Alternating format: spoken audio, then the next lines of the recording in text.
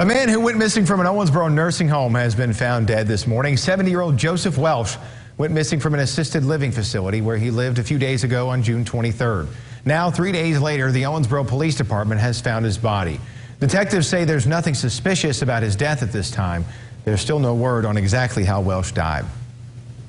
A Spencer County family is continuing to look for answers into the disappearance of a loved one. This week now marks 1 year that Donnie Westfall was last seen.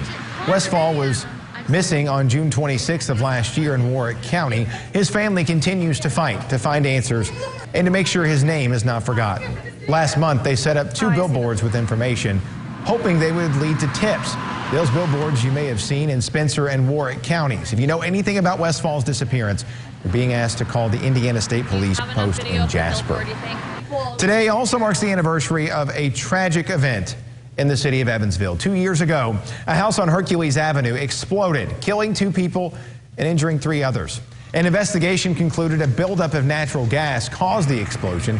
Earlier this week, the families of the victims filed a wrongful death lawsuit against Vectren. Vectren claiming the investigation determined it was not responsible. Well, this morning's a little calmer than things were last night. A big storm blew through the tri-state, winds leading that gust front, as it's called. Ron joins us now to talk about some of that weather. I know, Ron, you, Stacy, Wayne, and Joe have had quite a workout in the Weather Center over the last few weeks. Last night was kind of something you're probably getting used to. Yeah, you know, we've had back-to-back stormy Sundays with some damage out there. We had damaging winds. Of course, last Sunday we had those tornadoes down around the lakes in Kentucky. This Sunday, the damaging winds 50 to 60 miles per hour. As Jake mentioned, it's a gust front that kind of kicked on in. The wind out ahead of the rain, although that rain came eventually. Well, the rain's coming down right now at our Deaconess Gateway camera location. Of course, we're looking out toward Evansville's east side. And we've got some gray clouds out there right now, but we're going to catch some sunshine too, enough to warm us up into the 90s. It's 76 degrees right now in Evansville, 81 in Owensboro.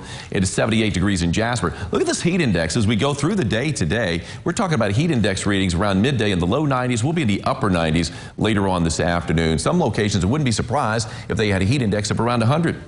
There's that rain as it continues to truck down to the south. Had the rain at Deaconess, and now it's starting to truck into Henderson County as it continues to move to the south. Some heavy rain, could see a little bit of lightning out there. Not expecting anything severe today, Jake, but we do have an isolated severe threat, though, coming up on Wednesday. We'll take a closer look at that and also our 4th of July forecast coming up.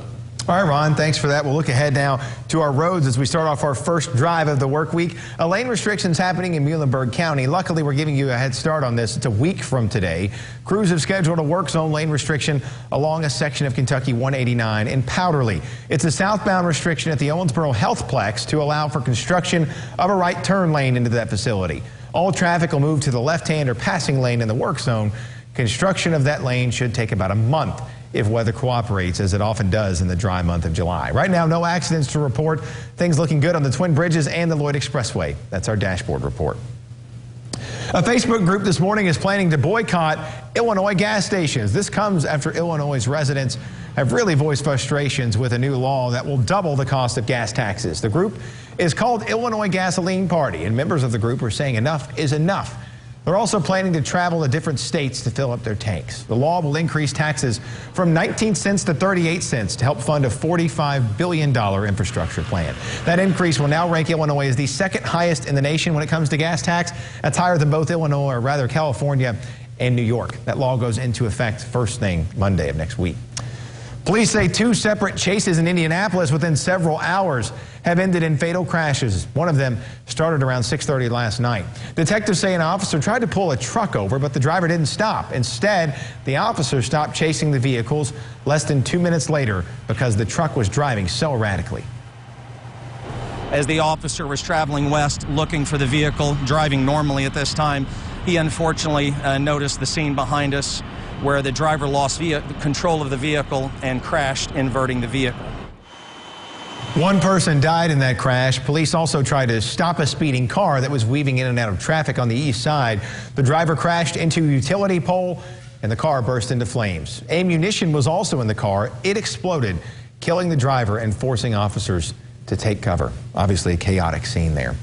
An Illinois State Police officer was driving on the highway when a car pulled out and they collided. The car was pulling out of a body shop Wednesday when it entered into the path of a trooper. That trooper was not able to stop in time, and he struck the driver's side of the car.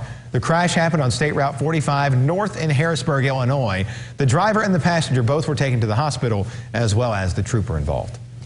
The Ascension St. Vincent Orthopedic Hospital will open for patients a week from now, July 8th. And today, there was a ribbon cutting for that 4-story hospital. The public can attend an open house coming up on Saturday to tour the hospital and to learn more about services from clinical experts. The facility includes 24 inpatient rooms, 10 operating suites, and 2 procedure rooms. The hospital is located at the northeast corner of Warwick Wellness Trail and Epworth Road. Another great health addition to an already awesome base of healthcare facilities we have here in the tri-state. Coming up, Ron is back in with your Weather Authority forecast. Another hot one in store today, it looks like. Ron tells us how that could lead to maybe some afternoon thunder showers. Coming up after the break here on WBHT Local.